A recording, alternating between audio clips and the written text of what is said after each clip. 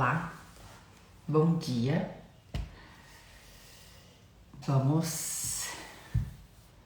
Eu tô ficando com pena de vocês nunca sabem se eu vou entrar na aula ou se eu não vou entrar na aula.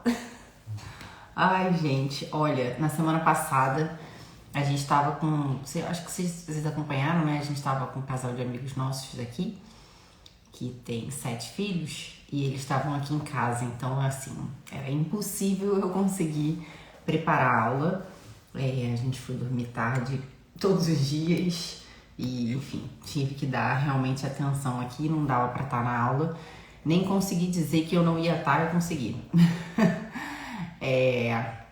Parece que toda terça-feira acontece alguma coisa, né? De fato, ontem fui dormir 1h da manhã, também saí com os amigos nossos que estão aqui de Belém, enfim, 5 da manhã estava de pé e é isso aí. Daí a gente vai com pod, faço com o maior carinho pra vocês e às vezes não dá certo, né? Mas estamos aqui novamente, então tem 2 semanas que a gente não tem aula, né? A última aula foi sobre a encarnação, então isso, né? Primeiro, pedir desculpa por nem sempre estar aqui às terças-feiras, mas às vezes eu de fato não consigo, tá? E aí eu sei que isso atrapalha um pouco vocês, porque vocês não sabem se às vezes eu, né, tipo, a pessoa acorda pra isso e às vezes, tipo, acorda e não tem. Essas coisas, né? Mas tudo bem, gente, a gente vai acomodar. Olha, então na última aula a gente falou sobre a encarnação, né?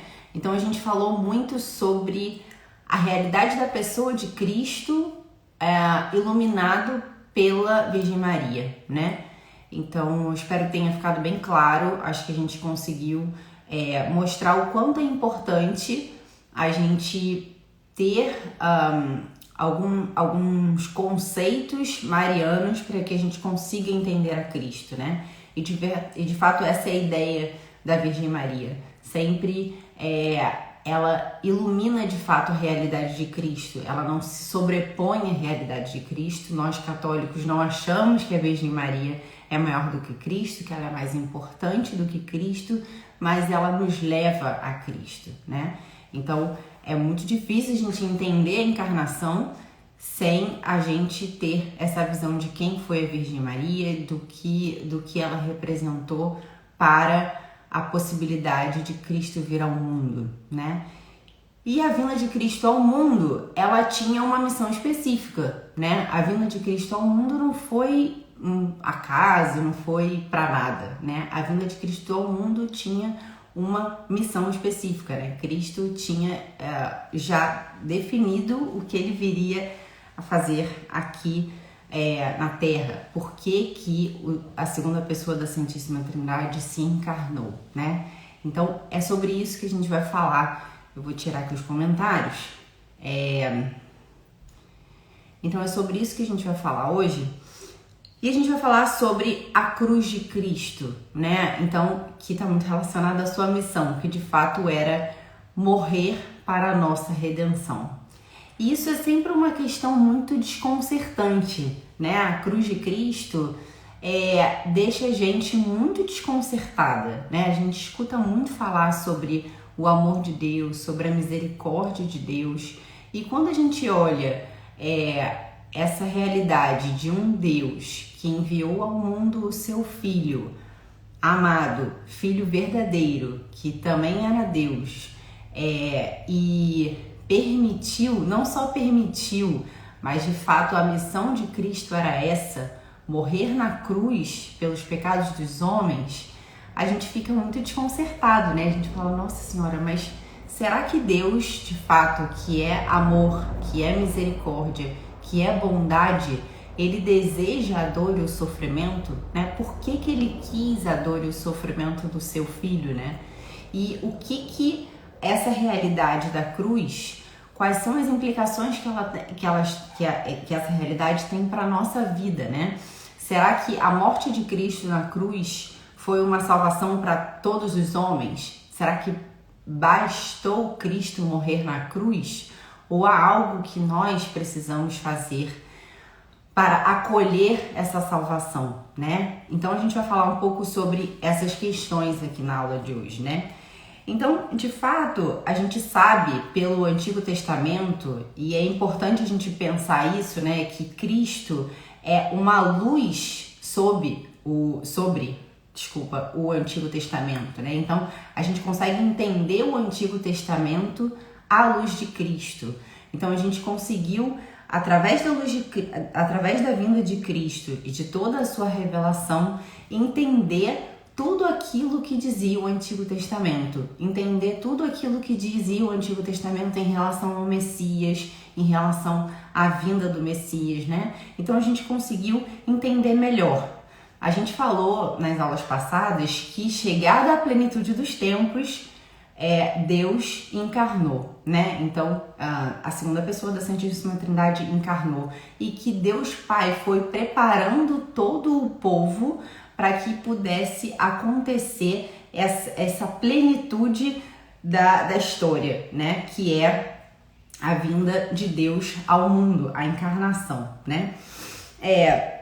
Então, a vinda de Cristo no mundo, ela foi totalmente preparada por Deus, né? Só que mesmo sendo preparada, muitos não entenderam o que o Antigo Testamento estava dizendo sobre Cristo, né? E imaginavam que o Messias e a vinda do Messias seria outra coisa, né? E a vinda de Cristo foi desconcertante para os sumos sacerdotes e para os judeus, e levou a maneira como Cristo se colocava, a maneira como ele se colocava perante a lei, levou a que ele fosse crucificado, né? Mas isso também é um mistério. De fato, a condenação de Cristo, ela foi uma condenação livre pelos homens, né? Então, Pôncio Pilatos, Caifás, todos os verdugos que estavam lá, os soldados que bateram em Cristo, eles fizeram aquilo de forma livre, embora a paixão de Cristo e a sua morte estivesse já prevista no Antigo Testamento. Cristo já sabia que ele morreria, né? Ele já sabia que ele morreria de uma morte muito radical e dolorida, né? E quando ele fala isso para os apóstolos, ele tenta explicar isso para os apóstolos, que ele, enquanto Messias, e Pedro diz, bem, eu sei que o Senhor é o Messias, né? E aí quando Jesus tenta explicar aos apóstolos que ele teria que sofrer e morrer, os apóstolos negam a isso. Bem, não, o Messias, aquele que veio para salvar os judeus, ele não pode morrer, né? E quando Pedro fala isso para Jesus, Jesus chama ele de Satanás, né? Afasta de mim esse cálice, porque a minha missão, o que eu preciso fazer é isso. Não atrapalhe a minha missão pelos seus motivos humanos, né? Então, de fato, Cristo, quando encarna, ele já encarna sabendo que a sua missão é redimir o gênero humano, né? Como a gente falou em aulas passadas, ele vai atualizando essa realidade, né? Porque ao mesmo tempo ele era Deus e ele sabia de tudo, mas ao mesmo tempo ele era homem e ele ia conversando com Deus Pai, e as coisas iam ficando claras, e ele de fato fazia oração para saber quem seriam seus apóstolos, como as coisas se dariam, né? E ele vai assumindo isso cada vez mais, tá? Então, o mistério da cruz, ele estava no projeto de Deus. É importante a gente dizer isso, porque o Cristo ter morrido na cruz não foi algo que aconteceu por acaso, né? Então ele estava naquelas circunstâncias, e por causa da justiça dos homens e de como os homens estavam vendo Jesus, ele morreu, né? É claro que de fato ele morreu, ele foi entregue pelos judeus, né, para a morte por alguns motivos que a gente vai falar aqui, né? Só que, como eu disse, essas duas realidades, elas estão funcionando juntas. E o catecismo nos ensina isso, né? A realidade da liberdade dos homens que condenaram Jesus e a realidade da missão de Cristo, que ele já sabia que era morrer, né? Então, quem condenou Jesus, quem matou Jesus, não matou porque ele estava predestinado a matar Jesus e ele não tem culpa nisso, né? Jesus fala isso inclusive em relação a Judas, né? De que ele tem maior culpa quem me entregou a ti, né? Então, de fato, eles têm culpa, eles agiram livremente. E a gente vai falar um pouco sobre essa realidade que é a liberdade humana e ao mesmo tempo os desígnios de Deus, como Deus mais ou menos age.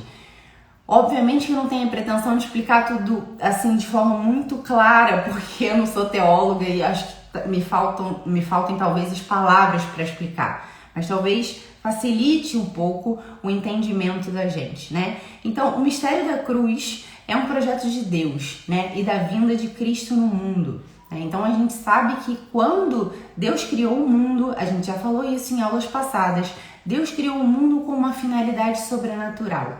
Deus criou o mundo para que ele tivesse ordenado a união com Deus, né? Só que a gente também já viu em aulas passadas, quem não viu ainda, a do pecado original é muito importante. Por conta do pecado original, esse projeto inicial ele foi quebrado, ele foi frustrado, né? Então o homem, por conta da sua obediência, por não confiar no amor de Deus, ele desobedeceu, ele preferiu olhar para as criaturas e confiar nas criaturas, nele próprio, né? E na tentação demoníaca de que aquele caminho era o melhor, né? Então, pela desobediência, a gente perdeu a união com Deus, né? Então, a criação que foi criada, orientada para a união com Deus, ficou quebradiça, fissurada, né? Ela foi lesionada, certo?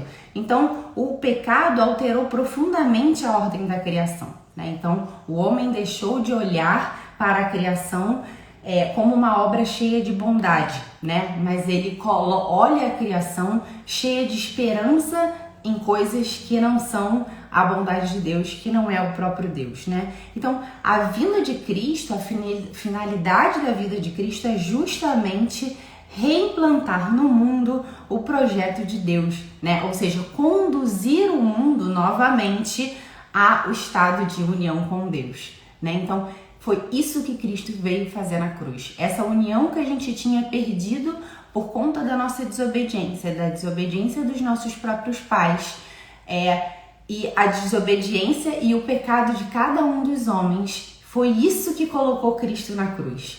Foi isso, a ida de Cristo na cruz, ela tem como consequência, ela é consequência do pecado original e do pecado de cada um dos homens, da desunião de cada um dos homens. Então, cada vez que a gente escolhe não estar com Deus, a gente como se colocasse Cristo na cruz novamente. Sâmia, como assim, né?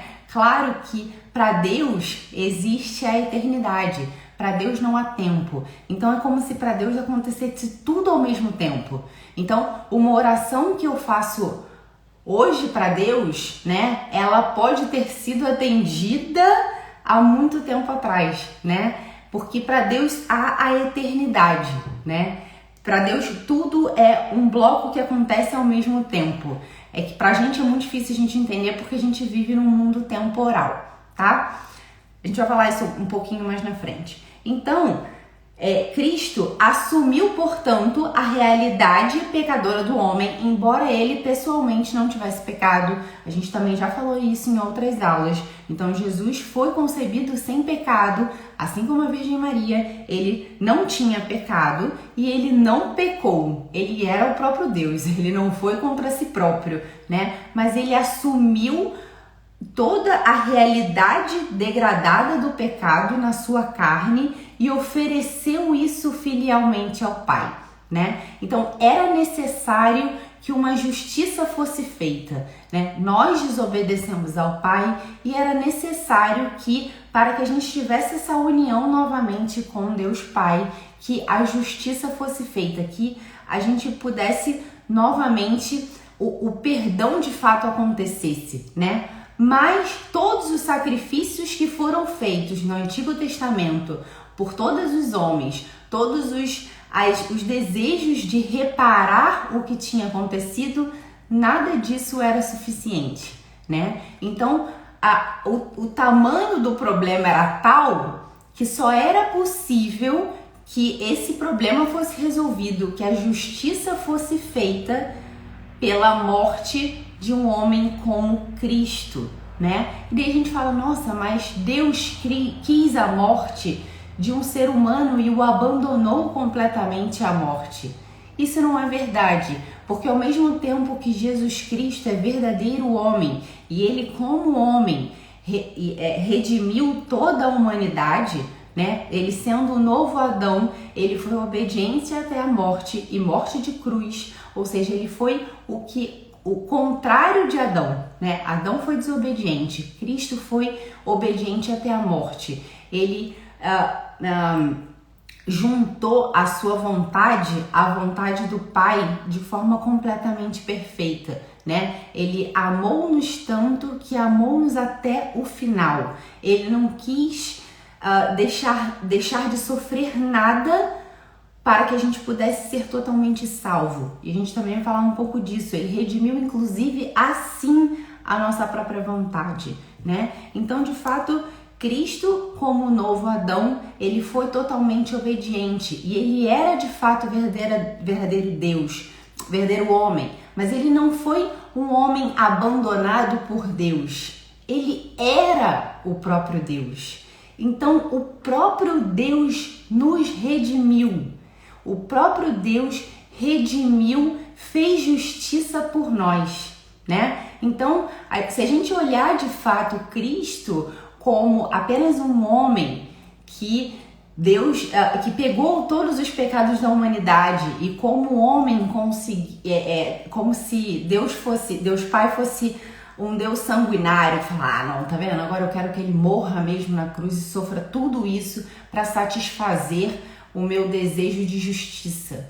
Não foi isso que aconteceu, né? Deus Pai, ele de fato mandou o seu Filho ao mundo, o próprio Deus, que se fez homem, e se fez homem para que pudesse ser a expiação de toda a humanidade. Então, nós, por um homem, fomos salvos, mas ao mesmo tempo não só um homem.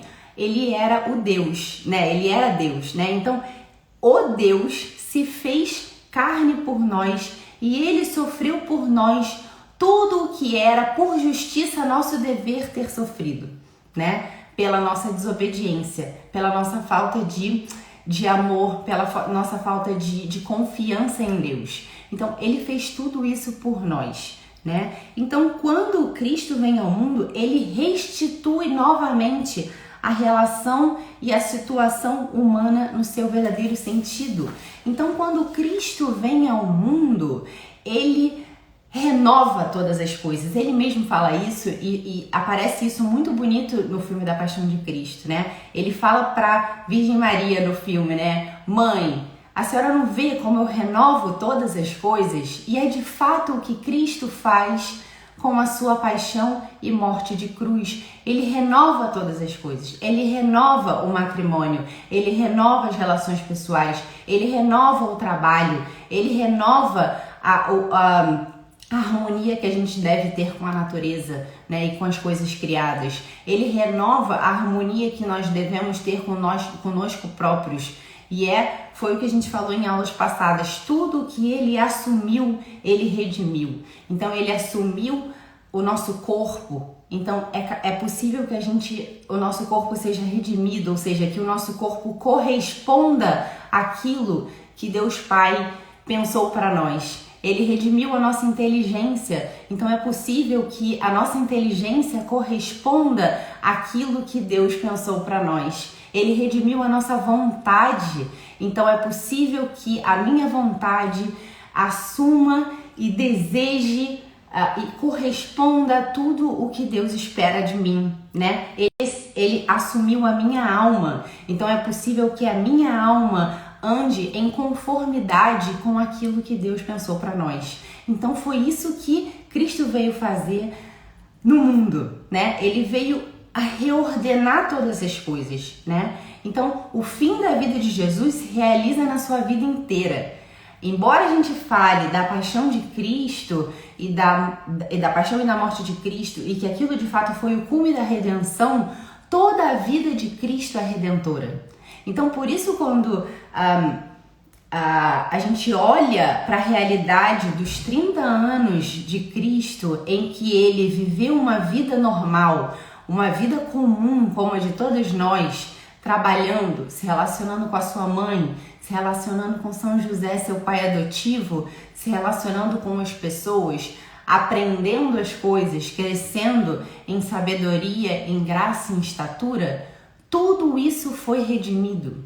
Então, por isso a gente pode olhar para o nosso trabalho hoje e ver que o nosso trabalho, através do nosso trabalho, a gente pode se unir à paixão de Cristo, a humanidade de Cristo, o seu sacrifício, a sua vida oculta, a gente pode se unir a Cristo e isso ser redimido. Ou seja, isso ganha notas de eternidade. É isso que eu quero falar quando eu falo sobre isso, né? Então, todas as nossas realidades, por menores que sejam, o fato de a gente falar com as pessoas, comer, dar uma aula, estudar, pegar num papel, mexer, enfim, vestir uma roupa, todas essas realidades, elas foram redimidas por Cristo. Todas essas nobres realidades foram redimidas por Cristo. E isso tudo ganha valor de eternidade, né? Isso tudo é possível a gente oferecer essas pequenas coisas a Cristo e isso ter valor de eternidade. Ontem eu conversava com esse casal e a gente relembrava justo isso, né? Que, nossa, se a gente pega do chão uma caneta por amor, isso tem valor de eternidade. Você fala, nossa, Samia, que isso? Né? De fato tem. Se eu cuido do meu filho por amor, se eu dou mamar por amor, se eu falo com meu marido por amor, se eu faço comida por amor, se eu estudo por amor, se eu trabalho por amor, se qualquer coisa que eu faça por amor e que eu me una ao sacrifício de Cristo na cruz, a sua vida oculta que foi redentora, isso tem valor de eternidade, né? Então a nossa vida passa a não ser uma vida vazia, ela é uma vida cheia de sentido, porque Cristo deu sentido a coisas que antes não tinham sentido, inclusive o sofrimento e a dor, né? Então, através da dor de Cristo, do sofrimento de Cristo, tudo isso ganha um valor de eternidade, tudo isso ganha um valor de amor de fato. Então, o que Cristo quer de fato de nós é que a gente se una a esse sacrifício dele, não só o sacrifício na cruz e quando a gente passa pelo sofrimento e a dor, mas também no nosso dia a dia, porque isso também foi redimido por ele, né? Ele quer que a gente, com isso, a gente participe da sua vida divina, que é justamente isso que a gente tem falado nas aulas, que é o que Cristo deseja e que é o que a gente falou agora, que foi para isso que a criação foi feita, que a gente pudesse participar da sua vida divina. Então Cristo quer que a gente acolha essa salvação, acolha toda essa entrega que ele deu, que ele fez a nós, desde a encarnação até a sua paixão e morte. Ele quer que a gente acolha isso para que a gente possa viver a vida dele, né? Para que, na verdade, a gente possa viver como diz São Paulo, né? Já não sou eu que vivo, mas é Cristo que vive em mim. A minha vida passa a ser a vida de Cristo, né? Então, é isso que ele deseja. É isso que Cristo vindo e encarnando e vivendo toda essa vida oculta, a sua paixão e morte, é disso que ele estava falando, né? Não sei se eu já contei aqui, eu não tenho certeza se é Santa Catarina de Sena, que ela meditava muito na paixão de Cristo, né? meditava nessa realidade do sofrimento e da dor de Cristo, e quando a gente medita nisso, a gente fala, nossa, quanto sofrimento. E daí ela falava para Jesus, Jesus, quanto sofrimento, para que isso? Foi necessário tudo isso? Por que isso? Né? E aí Cristo responde a ela, Catarina, se eu não me engano foi ela, né? Catarina, olha o valor de uma alma em graça. Olha o valor de uma alma em união com Deus, que aí significa uma alma em graça. E ele mostra para ela e ela é capaz de ver uma alma em graça. E ele pergunta para ela, não vale a pena? Não valeu a pena por uma alma em graça eu ter padecido tudo isso, né? E é justamente isso que nos desconcerta, né? Muitas pessoas podem não acolher a salvação de Cristo, mas ele não se importa no sentido de que se uma alma vive em graça e acolheu a sua salvação, já valeu a pena, né? Então, o quanto isso não impele o nosso coração de corresponder a esse amor, né? De corresponder a esse amor tão desconcertante que é o amor da cruz, né? Então, o Cristo morrendo na cruz, ele mostra não só a sua justiça, mas a sua misericórdia. Desculpa. Ele mostra a sua justiça porque foi necessário que o homem se justificasse diante de Deus. E ele assumiu a nossa condição humana enquanto Deus assumiu a nossa condição humana para que essa justiça fosse feita. Mas ao mesmo tempo, ele não exigiu isso de qualquer homem. Ele exigiu isso do homem Deus, né? Então, era o próprio Deus. Sabe, isso significa que Cristo não sofreu tanto assim? Por ele ser Deus, ele sofreu mais ou menos? Ou foi um sofrimento que não foi um sofrimento como um homem sofreria? Não, ele sofreu real, né? Ele sofreu de verdade. Ele sofreu, conta o Evangelho, que ele suou sangue, que ele sentia muita angústia, muita dor, porque ali naquele momento todos os pecados dos homens estavam caindo sobre seus ombros. E ele sofreu e ele não queria sofrer aquilo como um homem, como nós. A gente também não quer o sofrimento e é normal do homem a gente não querer a dor, não querer o sofrimento. A nossa primeira inclinação é essa. Eu não quero, eu prefiro não viver isso, eu não quero esse sofrimento. E a gente rechaça o sofrimento, né?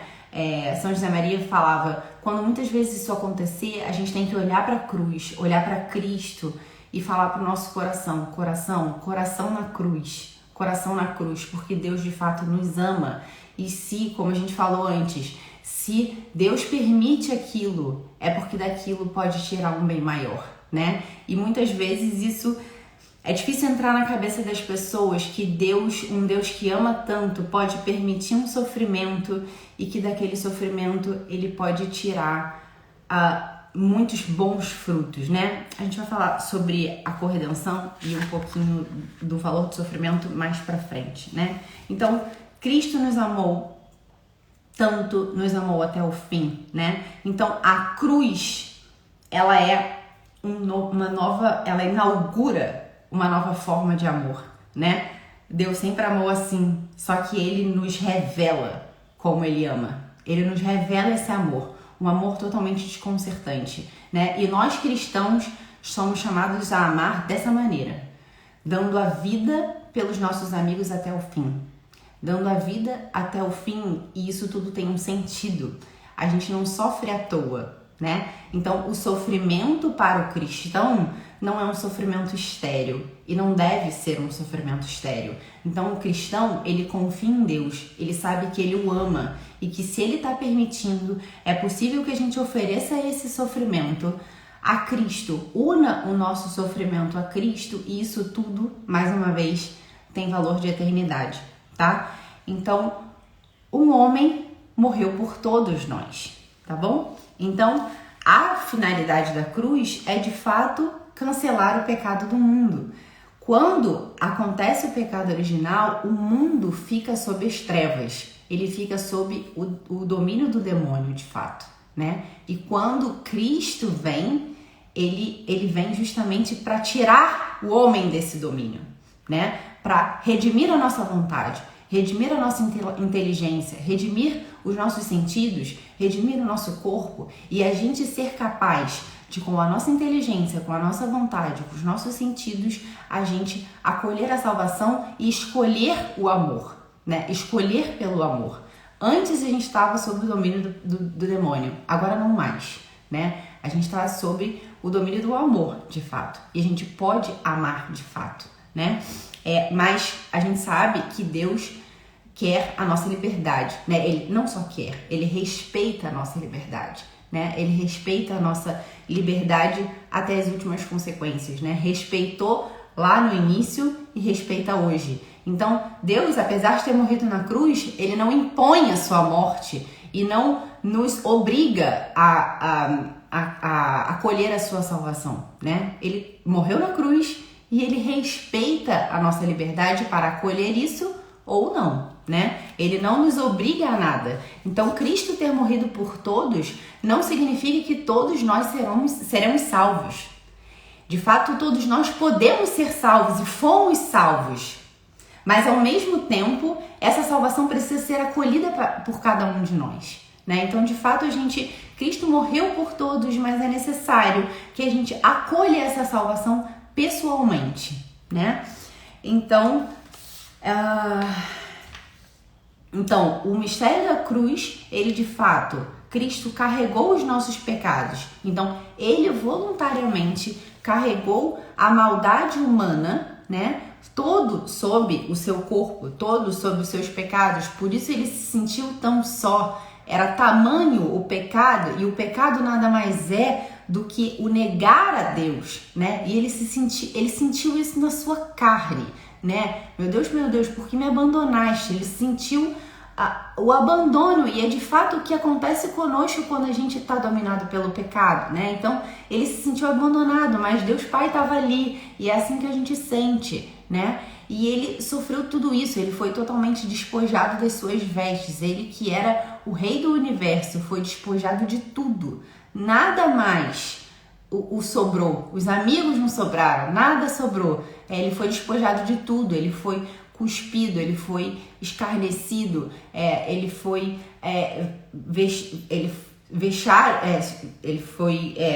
causa de vexame, né? De fato ficaram com vergonha dele. Então ele sofreu tudo aquilo, desonras, né? Cusparadas, né?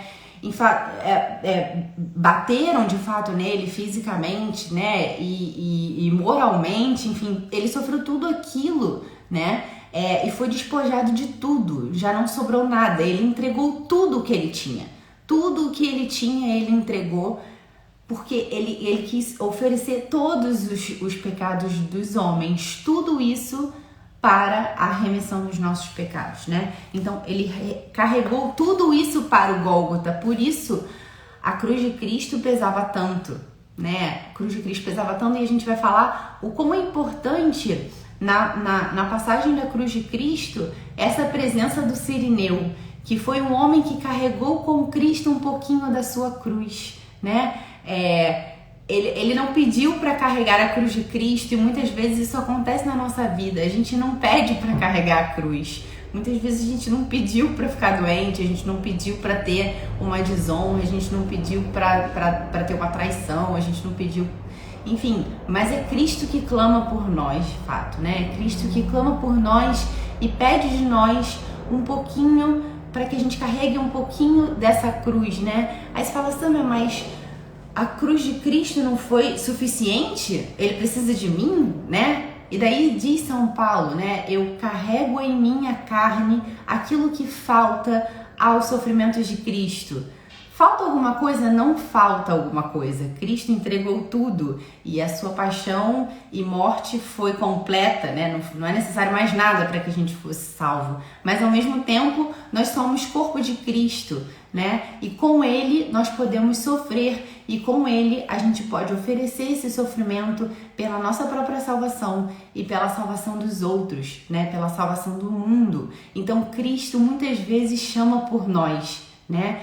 E muitas vezes isso é uma coisa que as pessoas dizem, nossa, parece que quanto mais próximo de Deus a gente está, Parece que Deus de fato chama por nós e às vezes a gente fica um pouco desconcertada. Será que eu quero? Será que eu não quero? Porque o sofrimento é isso. O mesmo processo que aconteceu com Cristo de falar para Deus, Pai, bem, se eu puder, tire de mim esse cálice, é o que acontece conosco. A gente não procura o sofrimento, não quer o sofrimento, né? Mas ao mesmo tempo, enquanto cristão, a gente entende o sofrimento e sabe o quanto Deus Pai nos ama imensamente e que Ele só faz isso pelo nosso próprio bem, pelo bem da salvação da humanidade. Até que os santos, grandes santos, conseguiram encontrar alegria. E quantas pessoas conseguem encontrar alegria na cruz? Alegria nas dificuldades, né? Então isso desconcerta muitas pessoas quando nós cristãos vivemos uma vida alegre, vivemos uma vida cheia de sentido, cheia de otimismo cristão,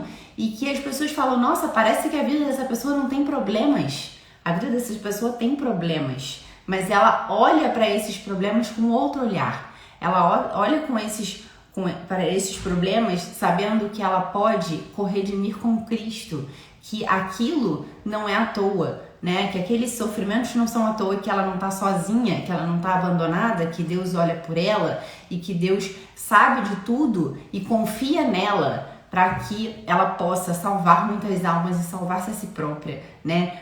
Oferecer o seu sofrimento, porque nós de fato pecamos e com o nosso pecado a gente nega a Cristo muitas vezes. Então é uma maneira de a gente pedir perdão pelos nossos pecados. E Cristo acolhe isso quando a gente junta esse nosso sofrimento, essa nossa dor à cruz de Cristo, né? Então, de fato, quando Cristo morre na cruz, ele eliminou os nossos pecados, né? Então, quando Cristo morre na cruz, e por isso a gente vai explicar nas outras aulas sobre o batismo, quando Cristo morre na cruz, é possível a gente renascer com Cristo, nascer novamente com Cristo, e o nosso pecado original ele é sepultado com Cristo e a gente volta a nascer com Ele. Então esse é o processo que acontece no batismo, né? Então quando a gente é batizado, de fato a gente é sepultado com Cristo, o nosso pecado original, e é devolvido a nós a vida da graça. Então para nós católicos o batismo é isso, né? É a devolução da vida da graça, o acolhimento de fato da paixão de Cristo, né? Então, quando a gente é batizado, a gente acolhe a paixão de Cristo, o nosso pecado original é apagado, a gente ganha a vida da graça e o Espírito Santo passa a viver e agir em nós. Por isso, nós cristãos batizamos as crianças pequenininhas, né? Porque a gente acredita que ali o Espírito Santo passa a habitar, que o pecado original deixa de existir, né? E aquela criança, como não tem pecado original, o Espírito Santo vai agindo ali naquele coração de maneira incrível, né? E vai orientando a vida dessa criança à união com Deus, que é aquilo que a gente falava no início, que é para isso que Cristo veio na cruz, né? Então, o fruto da cruz, portanto, é a eliminação do pecado, né? Mas esse fruto, ele é acolhido por nós, e nós católicos acreditamos nisso, através dos sacramentos, né? Então, os sacramentos, a gente também vai ver isso mais na frente, eles são sinal sensível e eficaz da graça, né? Então, quando a gente recebe um sacramento, o sacramento do batismo, como eu dizia, o sacramento da confissão, o sacramento da Eucaristia, a gente ali está acolhendo a graça que foi conseguida por Cristo na cruz, né? A gente está sendo devolvida a nós se a gente perdeu isso, e está sendo devolvida a nós através do sacramento da confissão, através do nosso batismo, né? Devolvida a nós o sacramento a vida da graça, né? E essa vida da graça, ela é alimentada por um alimento espiritual, que é o alimento da Eucaristia, né? Que a gente vai falar isso um pouquinho pra frente, tá bom? Então, Deus quis salvar a todos, como eu dizia, mas essa salvação, ela leva em consideração a liberdade humana, então é necessário que a gente acolha essa salvação, tá? Então, isso eu falei com vocês. Da misericórdia, falei com vocês também da justiça. É que eu falando, depois eu vejo que já vou falando as coisas, né? Então, isso... Também já falei isso com vocês. Tá, então, isso que eu falava. Cristo, ele foi condenado, sob Pôncio Pilatos, ele foi condenado por um tribunal humano, né? E, de fato, ele foi condenado por questões religiosas, né? As questões com o Império Romano foram, na verdade, apenas um álibi, porque os judeus não podiam condenar ninguém à morte, né? Mas Jesus foi condenado por questões religiosas, né? Então, por 3 questões principais. Porque ele é como se ele não fosse submisso à lei na integralidade dos seus conceitos, né? Então, ele não respeitava o sábado, enfim. E aí, a gente sabe que ele mesmo diz, né, que eu não vim revogar a lei e os profetas, mas vim dar-lhes pleno cumprimento. Então, de fato, Cristo, ele é a própria lei, ele é a realização total da lei, né? Então, ele leva a lei e toda a orientação do Antigo Testamento às últimas consequências, né? Então, ele diz lá, dizia-se que fazia-se nananã, eu, porém, vos digo, né? Então, isso para os judeus é como assim? Peraí, quem você acha que é para revogar ou para aperfeiçoar a lei, né? Quem você acha que é, né? Então, de fato, Cristo ali, ele espreme a lei e ele aprimora a lei, né? E isso para os judeus era bem, como assim, né? Por quem é você para fazer um negócio desse, né? Além disso, ele é condenado pela centralidade do Templo de Jerusalém, né? Então, que ele fala, né? Eles acham que ele despreza o Templo de Jerusalém, que diz, bem, destrua esse templo e eu o construirei em 3 dias, né?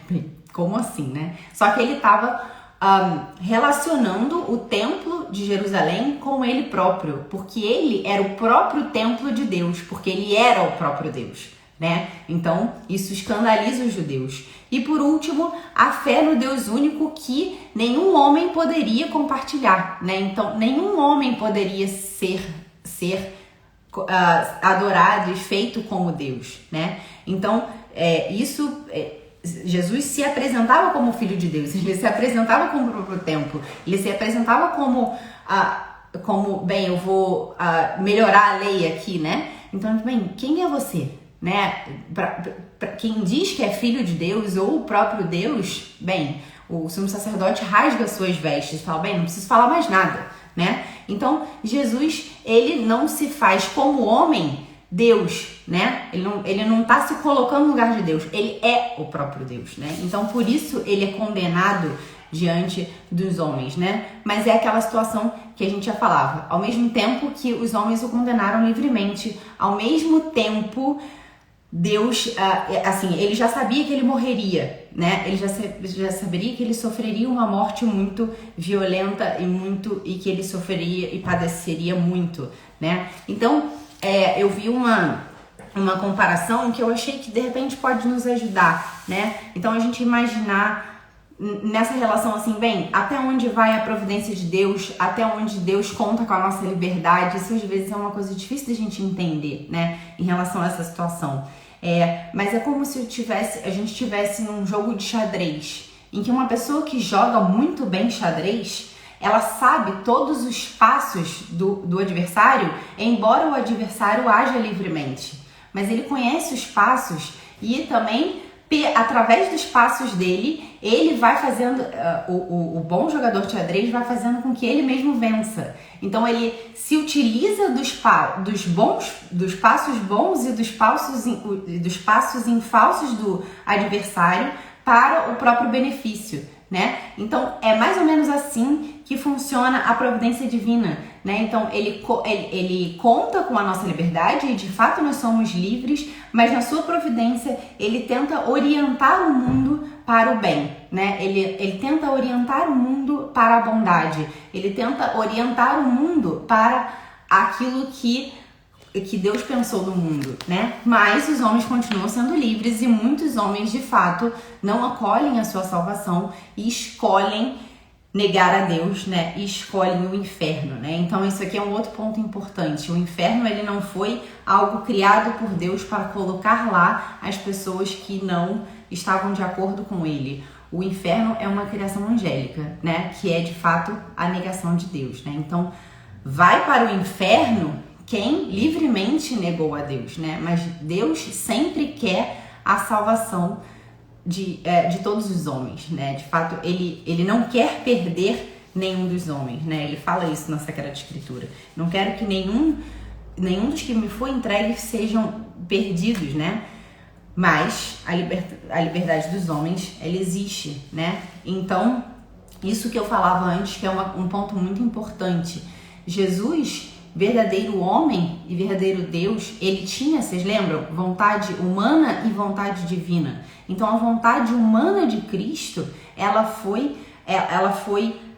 ficou conforme a vontade divina. Então ele passa ali por aquela agonia, por aquele sofrimento que é bem, eu sei a vontade de Deus Pai, eu sei o que diz a minha vontade divina, mas ao mesmo tempo a minha vontade humana não quer sofrer tudo isso.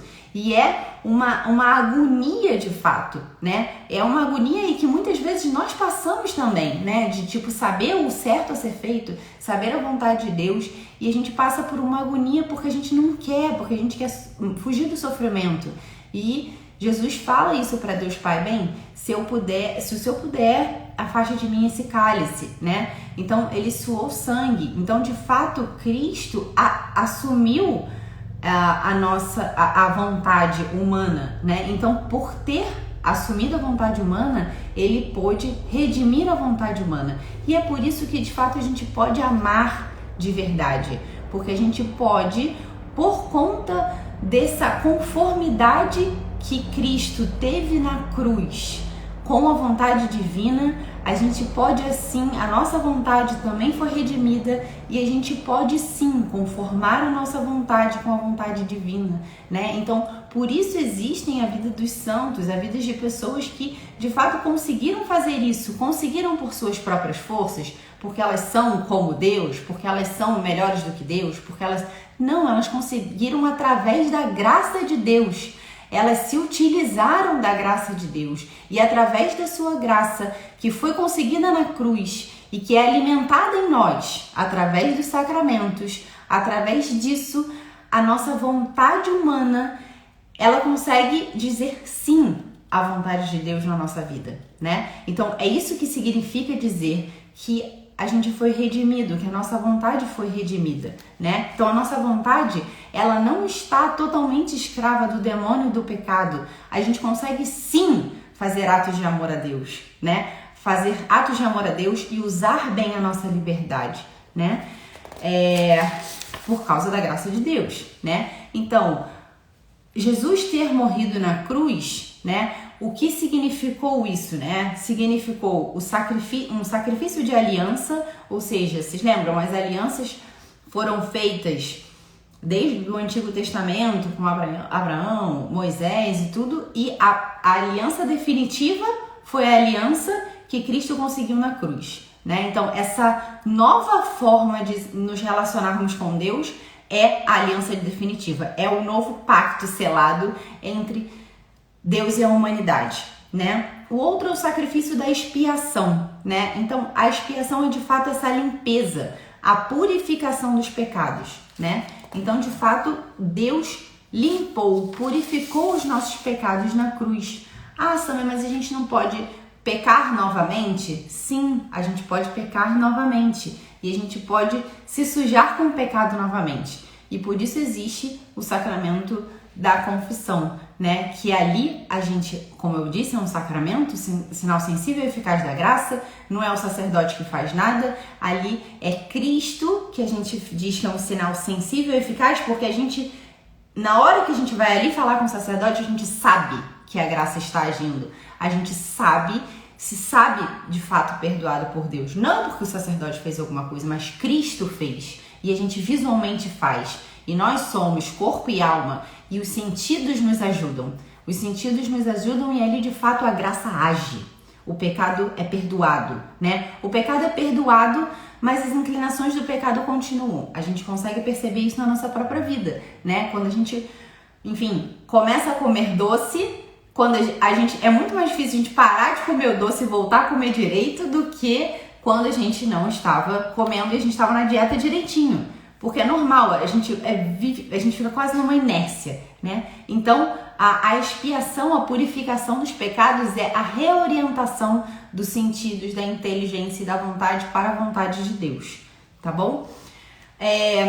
A cruz de Cristo é sacrifício de propiciação e reparação dos pecados, né? Então, de fato, na cruz, Deus satisfez a justiça divina, né? Por amor, né? Então, o próprio Deus satisfez através de Cristo também, perder o homem a sua justiça, né? Então, ali a gente vê na cruz justiça e misericórdia, né? Então, misericórdia é justamente isso, colocar o coração junto. Então, Deus sabia o sofrimento do homem, ele sabia que ele estava fora do trilho e ele queria colocar o homem no trilho novamente. Então, ele mandou o seu filho, muito amado, e ele, com o seu sacrifício na cruz, nos colocou no trilho novamente e a gente hoje pode amar livremente a Deus com todo o nosso coração, com toda a nossa alma, com todo o nosso entendimento, né?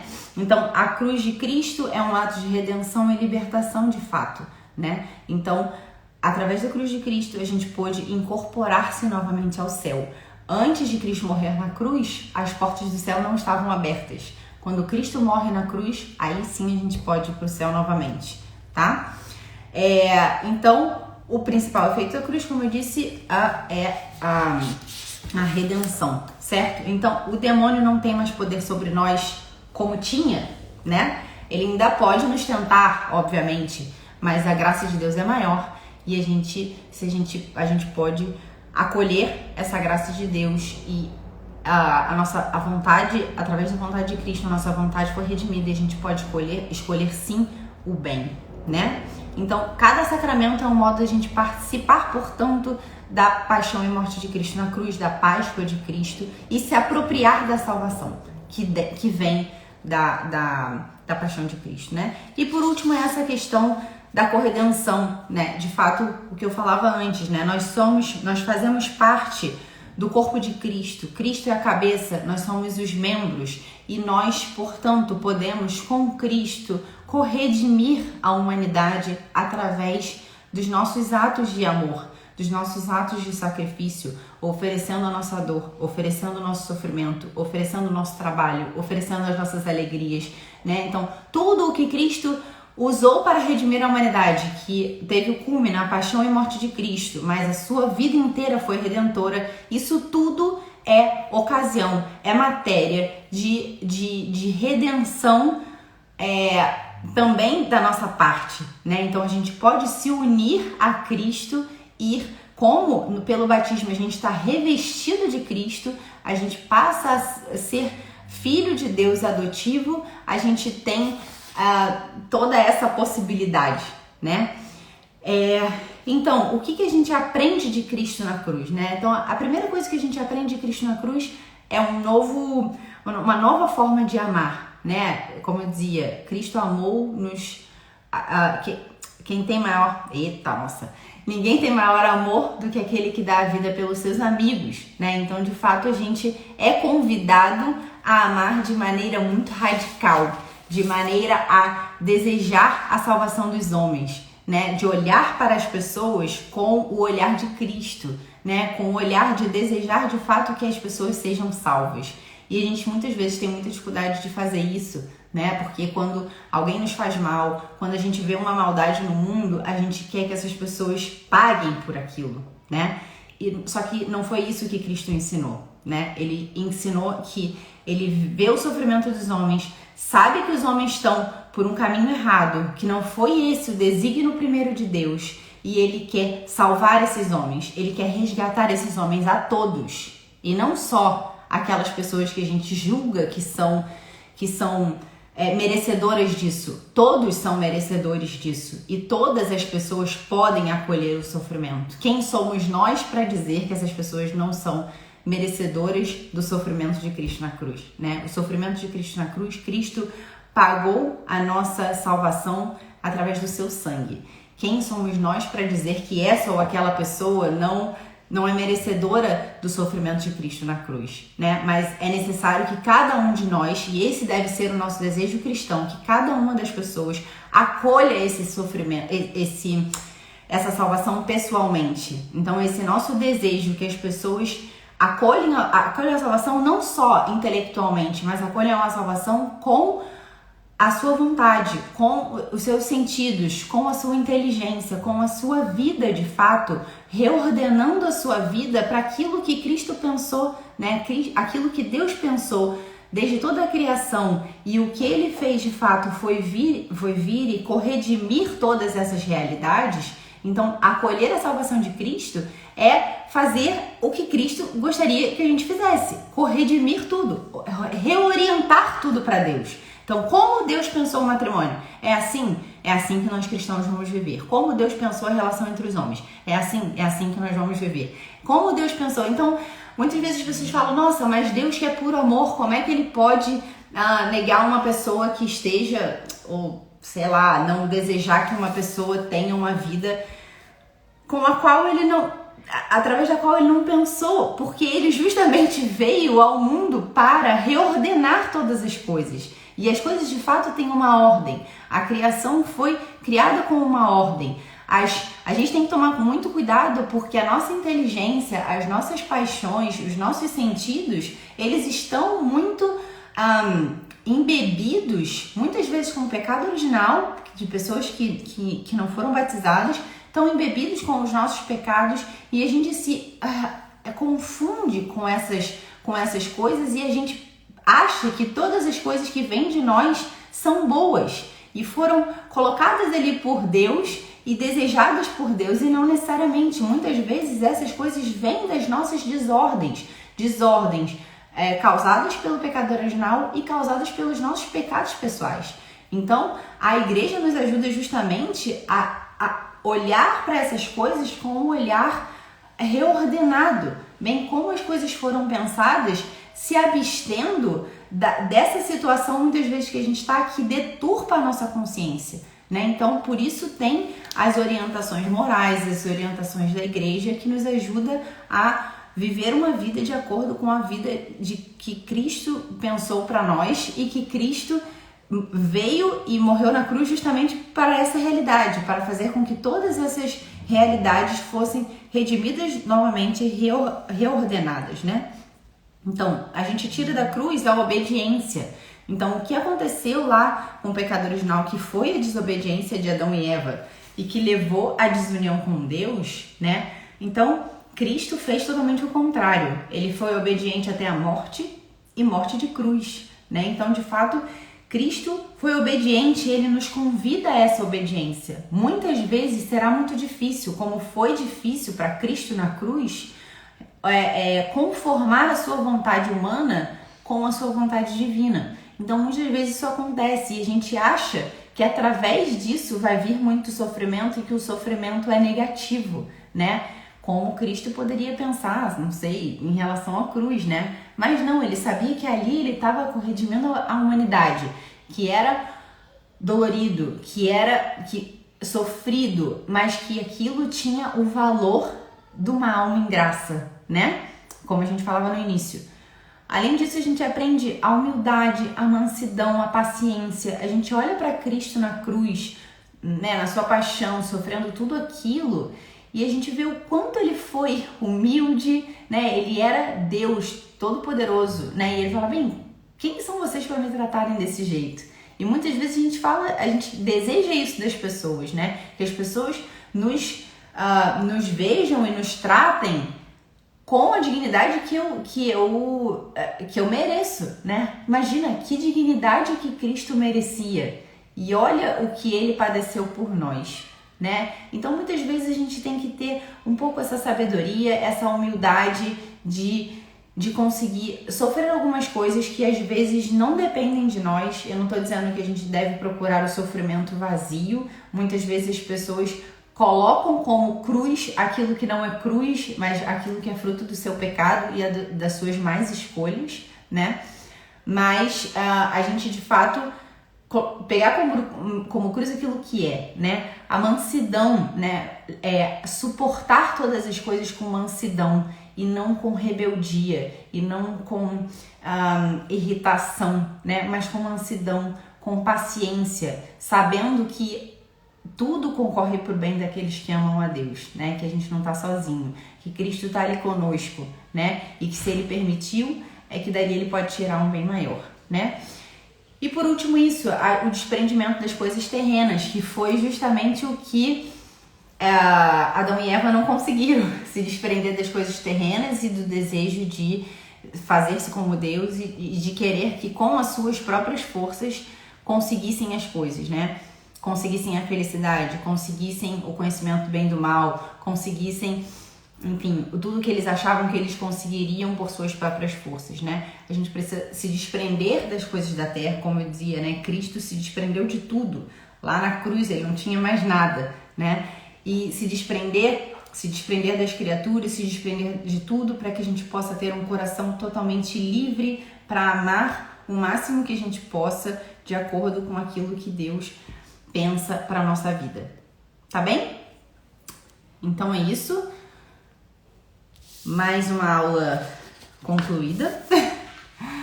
Então eu espero que tenha sido clara e espero que semana que vem a gente não tenha nenhum problema e que a gente consiga estar aqui novamente 7h30, tá bom? Então, um beijo grande e a gente vê semana que vem. Bom café da manhã a todos e bom dia!